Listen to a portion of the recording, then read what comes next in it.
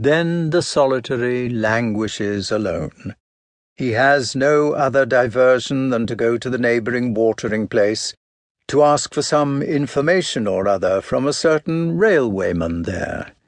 But the latter has obtained promotion, has been transferred to the other end of the country. The solitary will no longer be able to go and ask him the times of the trains or the price of a first-class ticket,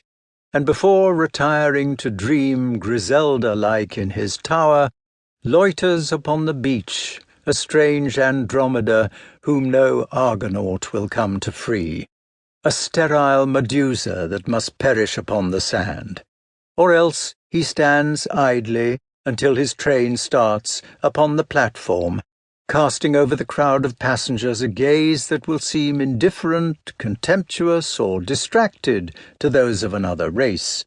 but like the luminous glow with which certain insects bedeck themselves in order to attract others of their species, or like the nectar which certain flowers offer to attract the insects that will fertilize them, would not deceive the almost undiscoverable sharer of a pleasure too singular, too hard to place, which is offered him,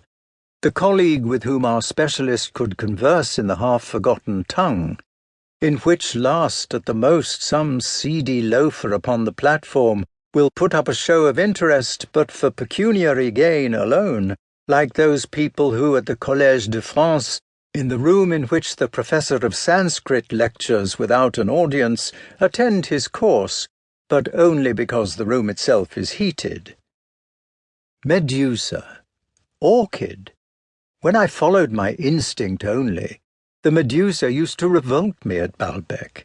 But if I had the eyes to regard it like Michelet from the standpoint of natural history and aesthetic, I saw an exquisite wheel of azure flame. Are they not, with the transparent velvet of their petals, as it were the mauve orchids of the sea? Like so many creatures of the animal and vegetable kingdoms, like the plant which would produce vanilla, but because in its structure the male organ is divided by a partition from the female, remains sterile unless the hummingbirds or certain tiny bees convey the pollen from one to the other, or man fertilizes them by artificial means, Monsieur de Charlus, and here the word fertilize must be understood in a moral sense, since in the physical sense the union of male with male is and must be sterile. But it is no small matter that a person may encounter the sole pleasure which he is capable of enjoying, and that every creature here below can impart to some other his music or his fragrance or his flame. Monsieur de Charlus was one of those men who may be called exceptional, because, however many they may be, the satisfaction, so easy in others, of their sexual requirements depends upon the coincidence of too many conditions, and of conditions too difficult to ensure. For men like Monsieur de Charlus, leaving out of account the compromises which will appear in the course of this story, and which the reader may already have foreseen,